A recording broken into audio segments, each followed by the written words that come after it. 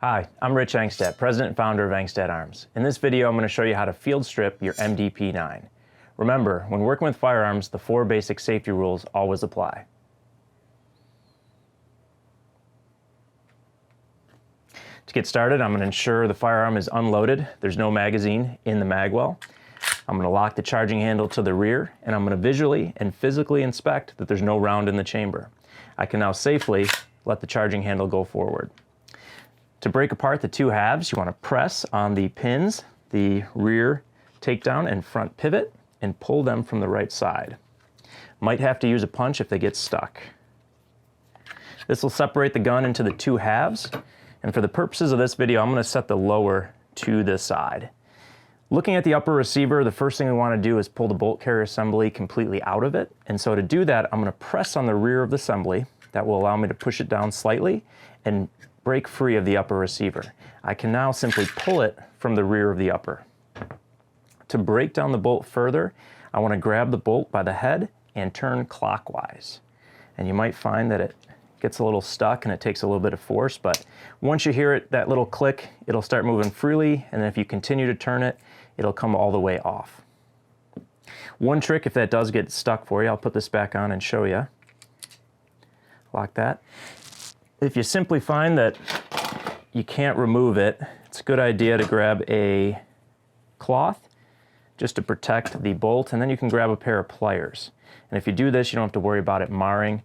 And again, it's not going to take much force to break that off, but that's just in case that you shot it a lot and it's got a lot of carbon buildup and you couldn't quite get the bolt off. So let me put this stuff to the side. Put my bolt there. I'm going to continue to pull out the locking piece, and you'll see that's going to come free. And then the last piece is simply my firing pin and firing pin spring. And that is the bolt carrier completely disassembled. Now that you've got everything disassembled, this would be the point where you'd want to wipe all of the surfaces. Starting with the upper receiver, you're going to want to take a big rag and make sure that all of the carbon is wiped out of the upper receiver. You can use some little bore patches to clean out your barrel, but really spend some time making sure that the rails are clean from any carbon and there's no fouling around the face of the chamber. Assuming you've done that and you've wiped off your bolt carrier, I'll go ahead and show you how to reassemble it.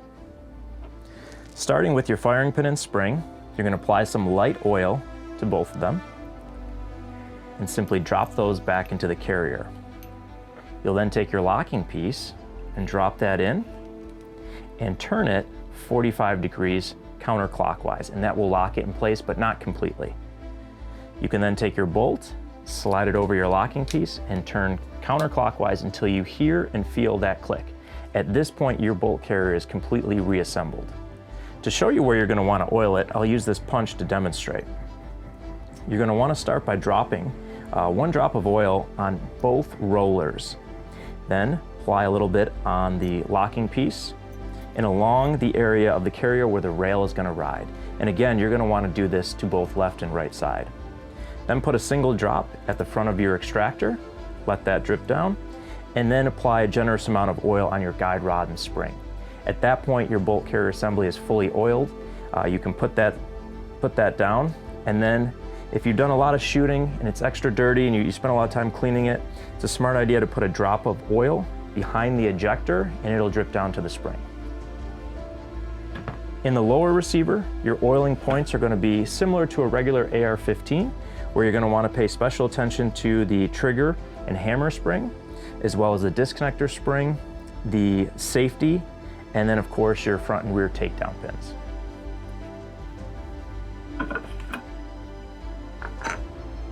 To reassemble your MDP-9, grab your bolt carrier assembly. I find it's easier if you orient the upper receiver standing on its end, and then just drop the bolt carrier right in, and then you're going to want to depress it again.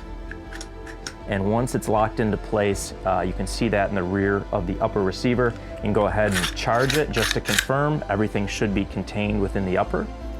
You can now grab your lower receiver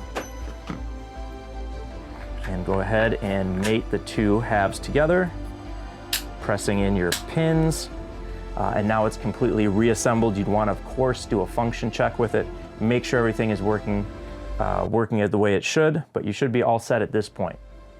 So that concludes the video. We've shown you how to disassemble the MDP9, reassemble it, and where your oil points are. But if you have any trouble along the way, don't hesitate to reach out to us. You can find us on our website, angstadarms.com. Thanks again, and I'll see you in the next video.